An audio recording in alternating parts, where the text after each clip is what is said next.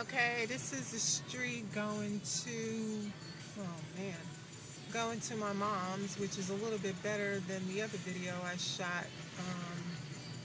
But I mean, there's still tons and tons and tons of snow.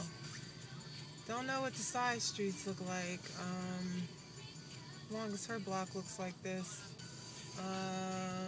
it's good for me. But if you have to get to, let's see, what does this block look like?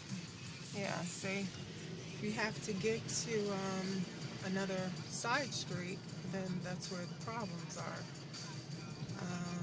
This is like kind of a major thoroughfare, but like look at these side streets. They're still a mess.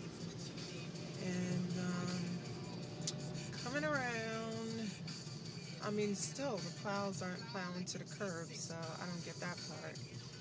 But alright, this is done. Coming around the corner to my mom's street, and hopefully I can get into the driveway because my sister did the best that she could.